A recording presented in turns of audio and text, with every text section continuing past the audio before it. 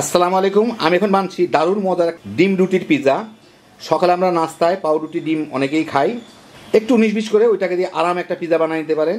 বাচ্চা বড় সবাই পছন্দ করবে, তৈরি করা খুবই সহজ। তো আসলে নাকি শুরু করা যাক। আমি এখানে সিকি cup, quarter cup tomato sauce নিয়ে নিছি। এর মধ্যে আমি অল্প একটু এই অরেগানো দিব। অরেগানো পিৎজা এভাবে বিক্রি হয় আর কি, ছোটো ছোটো ইয়ের মধ্যে দেখবেন সুপার মার্কেটগুলোর মধ্যে আছে। অল্প একটু অরেগানো দিব, তাহলে পিৎজার ফ্লেভারটা আসবে।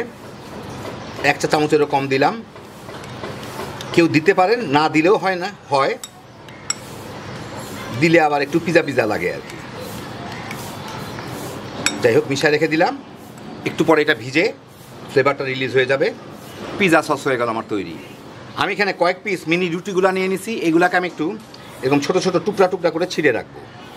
এই যেরকম ছোটো ছোটো টুকরা করে ছিঁড়ে রাখবো। কেটেও রেখে দেওয়া যায়, যে যেভাবে পারেন। কেউ ছুরি দিয়েও কেটে রাখতে পারেন, কাঁচি দিয়েও কেটে রাখতে পারেন। তো ছুরি দিয়ে কেটে দেখি কি, কেচি দিয়ে কেটে দেখি কি অবস্থা। এবং ছোটো ছোটো টুকরা করে কেটে নিব।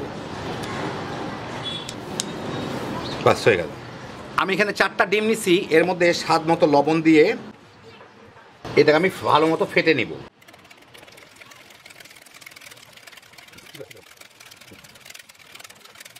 মোটামুটি ভালো মতো ফেটে নিলাম। তো আমি যেগুলা ডিমটাকে ফেটে নিলাম, এখন এর সাথে আমি এই রুটির টুকরাগুলোকে দিয়ে একটু মিশায় নিব।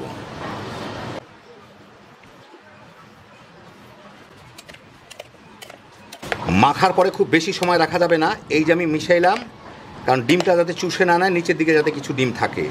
হয়ে গেল আমার। এখন ইমিডিয়েট এটাকে ভেজে ফেলতে হবে। আমি এখানে একটা ফ্রাই প্যান গরম রাখছি, হালকা গরম, উপরে ঢাকনাটা দিয়ে রাখছি যাতে ঢাকনাটা একটু গরম থাকে। ওইটার মধ্যে আমি একটু তেল ব্রাশ করে নিব। তেল ব্রাশ করে এর মধ্যে আমি এই যে ডিম মাখানো রুটিগুলোকে, এগুলাকে সুন্দর করে ছড়া দিব। আমি কিন্তু খুব কম আঁচে রাখছি এটাকে, যাতে ঝট করে পুড়ে না যায়। দেখেন ডিম প্রায় সবই চুষে নিচ্ছে রুটিগুলা।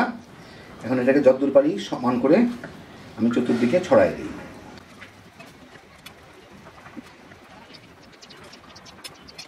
একটু চেপে চেপে দিলাম যাতে সব দিকেই প্রায় সমান হয়ে থাকে। এখন এই অল্প আঁচেই এটাকে আমি ঢাকনা দিয়ে একটু ভেজে নিব। তার আগে একটু ডিম টিম যা আছে এগুলো এর উপরে ঢেলে দিচ্ছি। এটাকে ঢেকে মিনিট 2 কম আঁচে জাল দিব, যাতে কোনো মতে নিচের দিকটা একটু শক্ত হয়। মিনিট 3 জাল দিয়ে এখন আমি এটাকে উল্টায় দিব। এটা ভালো মতো একটু উঠায় নিই, তল থেকে যাতে ছেড়ে টেড়ে আসে। জিনিসটা একটু বড়। এখন এটাকে আমি একটা প্লেটের উপরে প্রথমে নিয়ে নিব। প্লেটে আমি একটু তেল মেখে রাখছি, নিচে একটু লেগে আছে, এগুলোকে উঠায় দিই, ছাড়াই দিই, অসুবিধা নাই কোনো। করে দিয়ে দিব, কোনো চিন্তার কারণ নাই। এখন এর মধ্যে আবার একটু তেল ব্রাশ করে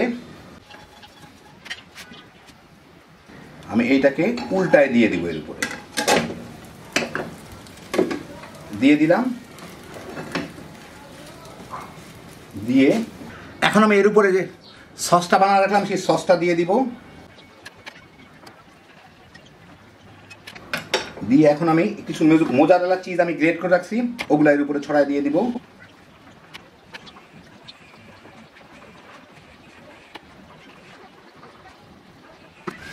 এর উপরে কিছু ক্যাপসিকাম, কিছু পেঁয়াজ এগুলা দিয়ে দিব।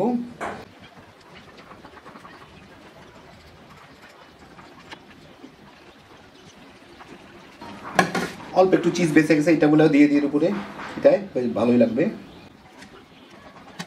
এখন ঢাকনা দিয়ে এটাকে আরো প্রায় 3 মিনিট একদম কম জালে আমি জাল দিব।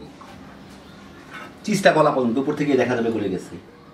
অল্প আছে 5 মিনিটের মতো আমি জাল দিলাম, চিজগুলা গলা পর্যন্ত। দেখেন চিজগুলা গলে গেছে। এখন আমি এর উপর একটা কাজ করব,